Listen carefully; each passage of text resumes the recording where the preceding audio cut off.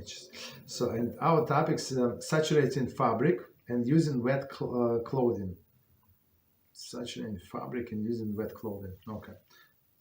Saturating fabric. It was mentioned previously that soaking fabric in a clean water is an act of laundering. It is certainly in certain instances it is forbidden even to soak fabric in a dirty liquid. The sages forbade this out of the concern that the person might wring out the liquid, which would, itself constitute a forbidden act. The rabbinical prohibition applies only in the following circumstances. Before we continue, let's try to understand this.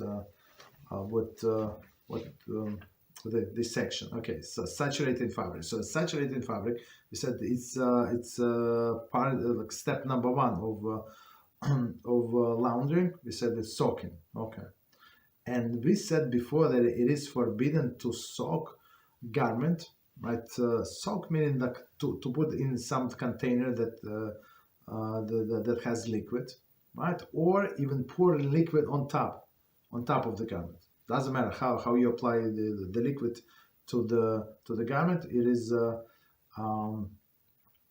right. It is forbidden. But we said that if this liquid is going to make a garment just dirty, there is no problem. Right? There is no problem. And example that we gave, it is allowed to wipe your hands after you wash your hands on a towel. So towel becomes wet, right? So and a person might think, yeah, I have a wet hands. So in a sense, like if you think about it, I wash this towel, right? Because with a clean water, so I wash my hands and wipe on this towel. But we explained no. Because still, that doesn't matter. You wash your hands; they're still a little dirty. So, and towels becomes dirty. So, in this case, there is no problem because you're not improving the towel with your wiping of the hands, but you actually make it more dirty, which is no problem. Which is opposite of the halacha of laundering. So now we're going like after this introduction, we're going back. Okay, and it says. As it was mentioned previously, the soaking fabric in a clean water is an act of laundering. So that's clean water or other cleaning agents, right? Act of laundering. Even as we said, even you're just going to live there without doing anything else. Okay. In certain instances, it is forbidden even to soak fabric in a dirty liquid. So before we said dirty liquid, no problem. So, but now they explain why. What's the problem with dirty liquid? I understand clean liquid is going to make it clean, but dirty liquid make it dirty. It's opposite of our goal. They say no, right? What we're afraid of. The sages forbade this out of the concern that the person might wring out the liquid. And this wringing process, we said when we discussed it before, we said that it makes the garment cleaner. Okay. The liquid, which would itself constitute forbidden act. So wringing itself doesn't matter, clean one or not clean one is a third stage, but it is forbidden by itself. The rabbinic prohibition applies only to the following circumstances. Okay, so let's see. Meaning rabbinic prohibition meaning in a dirty water. Okay. Number one, fabric is saturated to the extent that the hand is touches it, becomes sufficiently wet to transfer the moisture to another item that it touches.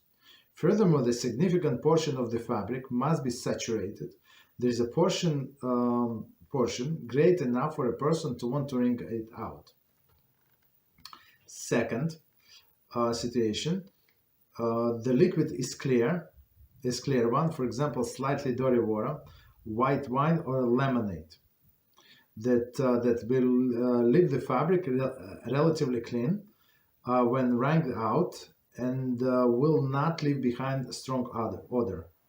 And number three, the fabric is of the type that one cares to wring out and not leave saturated. for example, clothing.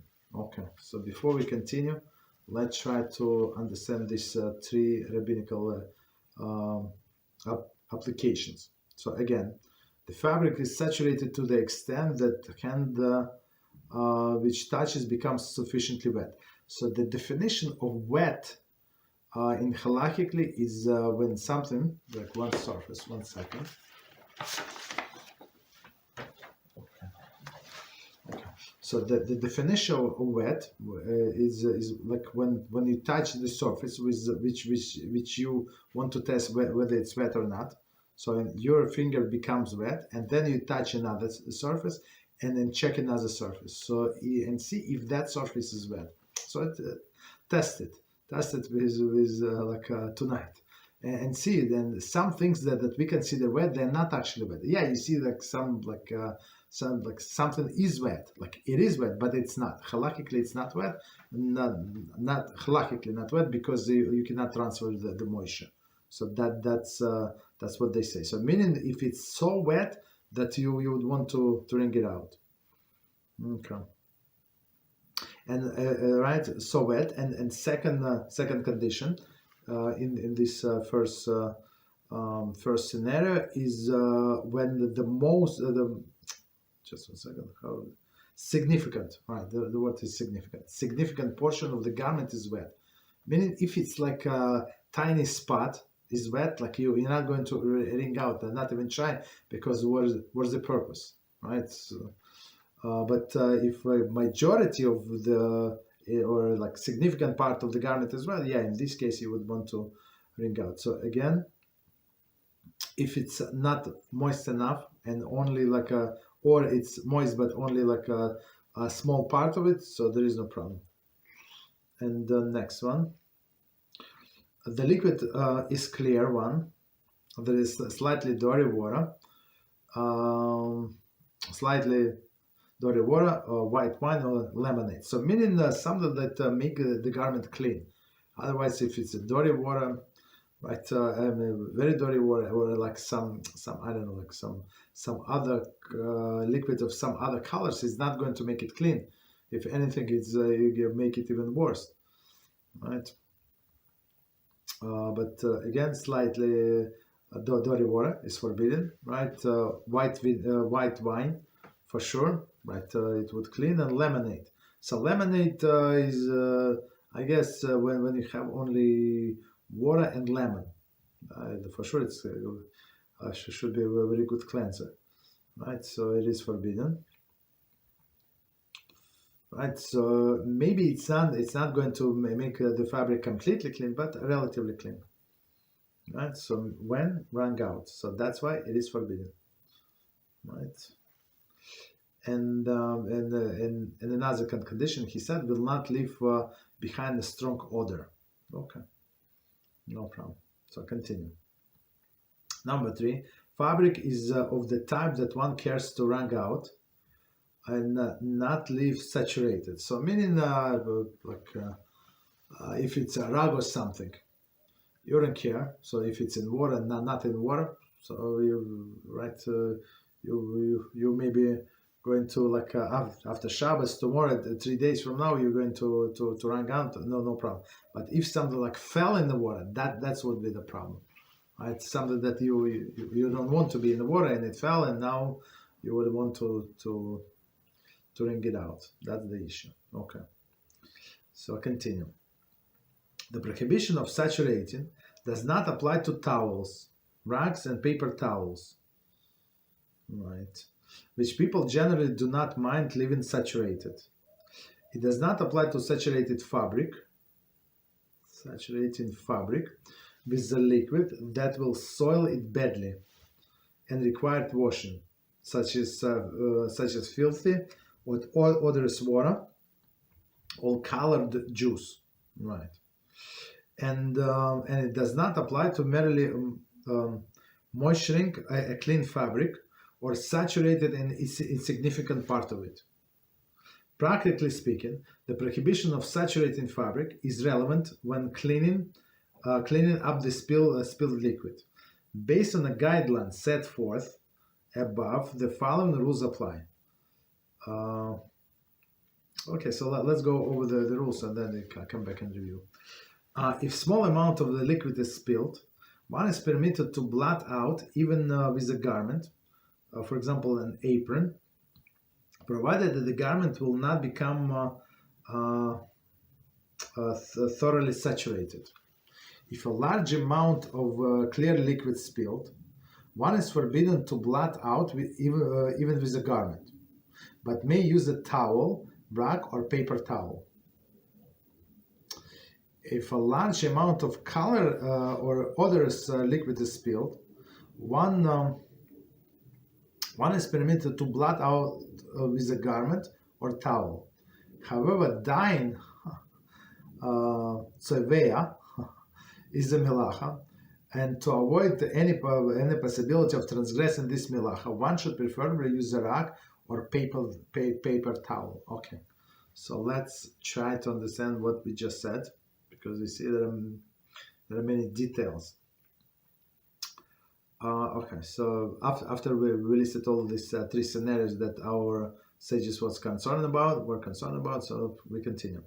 The prohibition of saturated does not apply to towels because, right? Why? Because people don't care about towels because that's what they made for, right? It's towels, rags meaning people like wash the floor with a rag, especially, right? In olden days and even today in some places, right? And or they you use the rag to wipe the table, something, or paper towel. So meaning paper towel, all the napkin disposable, nobody cares to make them dirty, right? Or saturated, right? Because because that's what we use them for. Okay, which people generally do not mind having saturated, so meaning no problem. So right, so the only problem is some things like logically we derive that usually people don't get saturated, and you would want to wring out the liquid. It does not apply to saturated fabric with liquids that will soil it so badly, right, and require washing.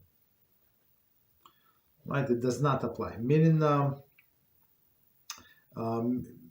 like you making this fabric, whatever is more dirty than it was before. So that's why this sages say that there is no problem or a bad smell. Right? It's such a filthy or odorous water or colored juice. So even if you wipe out, so there is no problem, right? Because still you need some washing. You're not going to try to clean it. And does not apply merely to the motion in the clean fabric or saturated motion in clean fabric, saturated the insignificant part of it. This third exception also, if something is clean, so you have clean shirt, and if you pour like a clean shirt from a laundry, right? If you pour like a clean water, like how is going to help the short? The short is clean as it is. You understand? So there is no problem to make it wet. So that's what it says. Or they say saturated like insignificant part of it. Okay. So again, practically speaking, it is prohibited to saturate in fabric is relevant when cleaning up the spiller liquid. So it's not like we don't go like and pour the liquids on things in the house, right? So we're talking practically speaking. When knocked down, we were sitting around the table. Somebody knocked down the glass with apple juice, right? The spills. Based on the guidelines set forth above, the following rules apply. So now we're going to be practical, right? If small amount of liquid is spilled, one is permitted to blot out with a garment. So meaning a small amount, meaning as we said before, it is the spill, the moisture on this garment is insignificant, so nobody is going to wring out.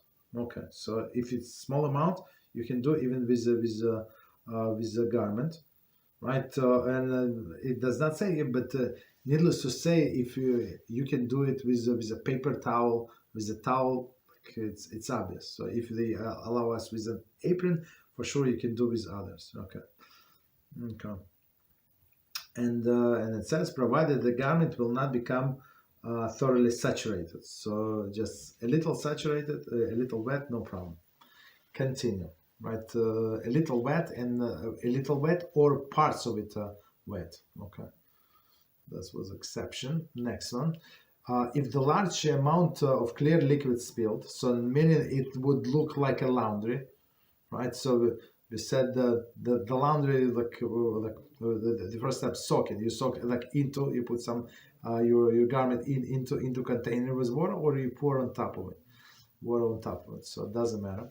Right, so again, when you have a big spill, one is forbidden to blot out with a garment, right? Because why? Because the garment is going to be very would become very saturated, and person would want to wring out. Okay, which is a problem. But he may use a towel, rag, or paper towels, meaning that these things that people do not care if they get wet. Okay. So next one, if a large amount of color and or odorous liquid is spilled, right? Color liquid is spilled, meaning that for sure you're not laundry, you make it even dirtier, whatever you do. So we always recommend to have some, if you use a paper towel, pre-cut, pre-cut before Shabbos, as many as you need, like do extra, right? Sometimes. Right, so sometimes even if you knock down once every few times a year, still it's worth it to have a stock, just in case, right?